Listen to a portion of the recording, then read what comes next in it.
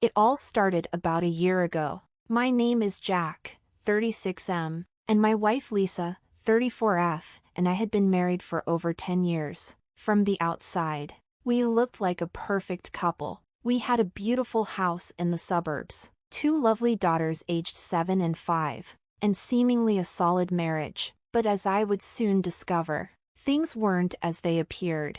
For the past several months, I noticed Lisa had become distant. At first, I attributed it to the usual stress of parenting and work. She had recently received a promotion at her marketing job, which meant longer hours and more responsibilities. I tried to be supportive, picking up extra household duties and making sure the kids were entertained while she worked late. However, the late nights began to raise my suspicions. Lisa would often come home late, sometimes claiming she was at a team dinner or stuck in traffic. When she was home, she seemed preoccupied, glued to her phone, often texting and not engaging with me or the kids. I started to feel the pangs of loneliness. The intimacy we once shared dwindled to almost nothing. One Friday night, I decided to surprise her with a special dinner, hoping to rekindle some of the magic that had seemingly faded. I cooked her favorite meal and set the table with candles and flowers. As I plated the food, I glanced at the clock and realized she should have been home by now. I shot her a text, asking if she was on her way. Minutes turned into an hour, and my heart sank. When I picked up her phone to check if she had messaged me, I noticed it was buzzing incessantly. Curiosity got the better of me, and I opened her messages. That's when I saw the name Sam. My stomach twisted as I read the flirty exchanges between them. My heart raced. I felt like the ground was pulled from beneath me. It wasn't just friendly banter. They were discussing secret meetups, and it was clear they had something intimate going on. I couldn't believe it. My wife was cheating on me. I felt a mix of anger, betrayal, and disbelief. I wanted to confront her immediately, but I didn't have solid proof. I knew I needed to gather more information before making any accusations. The next day, I decided to take matters into my own hands. I followed her. I knew she had a team meeting scheduled that afternoon, so I slipped into my car and trailed her as she drove out of our neighborhood. My heart pounded in my chest as I followed her to a hotel on the outskirts of town.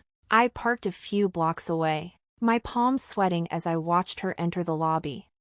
I couldn't believe this was happening. I had never imagined I would be the kind of guy who followed his wife, but the betrayal I felt compelled me to know the truth. I waited, my mind racing with thoughts of what I would say when I confronted her. After what felt like an eternity, I saw Lisa emerge from the hotel, but she wasn't alone. A tall man, whom I assumed was Sam, walked out beside her, laughing and looking cozy. They strolled toward a car parked nearby, and my heart sank further. I couldn't just sit back and let this happen.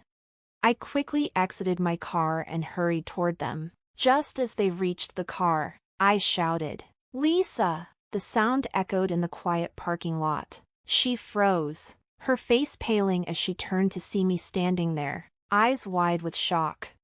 "What are you doing here?" she stammered, her voice shaky. "I should be asking you that," I replied, my voice laced with anger and hurt. "Who is he?"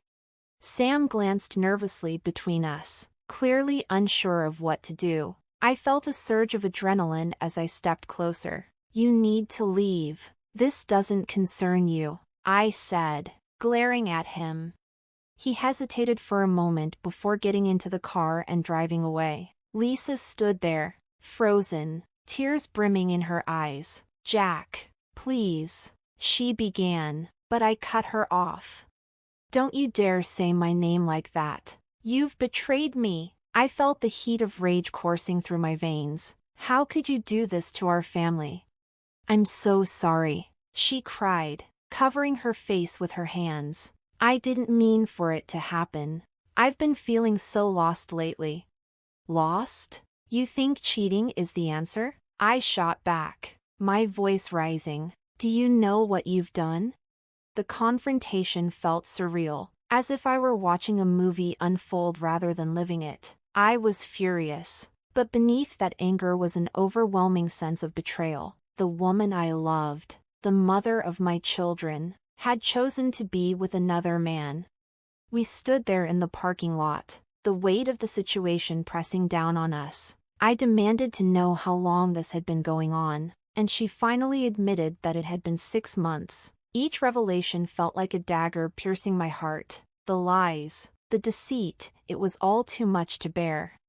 "Let's go home and talk," I said finally, feeling an odd mix of anger and sadness. I needed answers, and I needed to understand how we had reached this point. As we drove home, the air was thick with tension. Neither of us spoke, and my mind raced with thoughts of our life together, our kids, our memories, everything I thought we had built.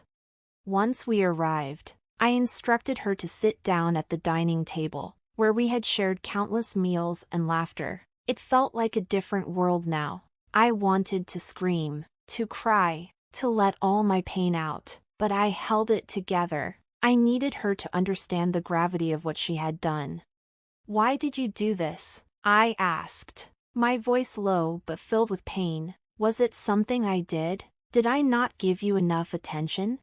"It wasn't about you," she replied, tears streaming down her face. I felt so overwhelmed with work and the kids. I thought I was being supportive, but I felt like I was drowning. Sam was someone who listened, who made me feel special again. "That doesn't justify betraying me. Lisa, you could have talked to me. We could have worked through it together." My voice cracked, and the tears began to fall. "I know," she said, sobbing. "I made a terrible mistake, and I regret it every day. I never wanted to hurt you or our family." The conversation stretched on for hours, filled with tears, anger, and painful truths. Lisa expressed her remorse and vowed to work on rebuilding our marriage, but I wasn't sure if I could ever trust her again. The thought of starting over felt impossible, like trying to reconstruct a shattered vase. Over the next few days, we tried to navigate our new reality. I felt lost, like a ship adrift at sea. I couldn't help but replay every moment, every smile, every conversation we'd had, wondering where it had all gone wrong. I began to question my own self-worth, asking if I wasn't enough for her. As the initial shock wore off, anger settled in. I confronted Lisa about her continued communication with Sam. She insisted she had cut ties, but my skepticism lingered. I began checking her phone and social media, but I knew that wasn't a healthy way to rebuild trust.